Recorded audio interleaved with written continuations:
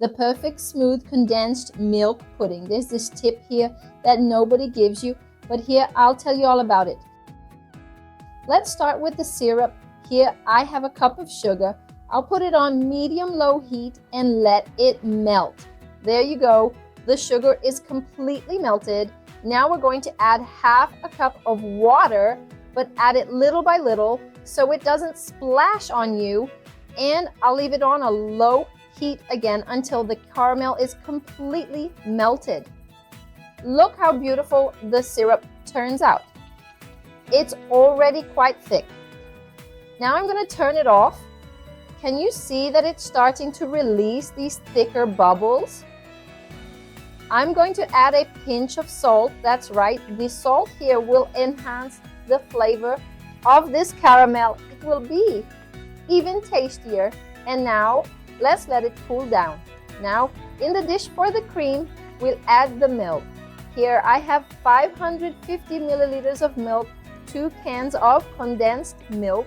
Now here's the secret. Here I have an egg, but I'm only going to put the white of it here. And in the sieve, I'm going to put this other yolk along with 4 more yolks. That's it.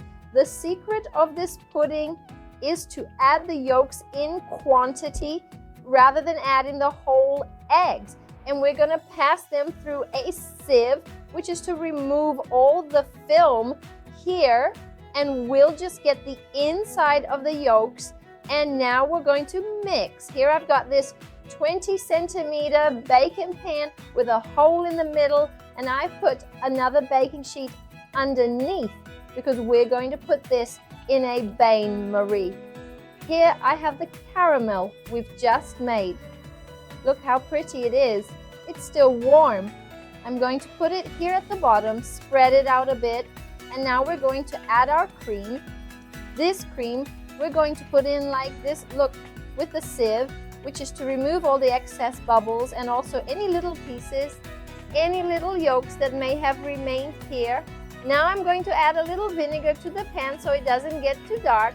Add the hot water just to make it easier to make our bain-marie. And I'll close it with my aluminum foil. After that, it's into the oven, 160 degrees for an hour to an hour and a half, low heat. And I'll show you how it turned out. Look how our pudding came out. I left it in the fridge for about 6 hours. Look, I put it on the stove for a while to melt the caramel at the bottom. I ran a knife along the sides and look how loose it is. Now all you have to do is unmold it. Shall we see how pretty it is? Now, let's take the final test to see what it looks like inside. But I'm sure it's simply spectacular. I'll take a look and I'll take a piece here to show you whether or not it's smooth inside. Look at this, family. Tell me if it's the most perfect pudding you've ever made. Make it and tell me. And don't forget, we dream, but it's God who makes it happen.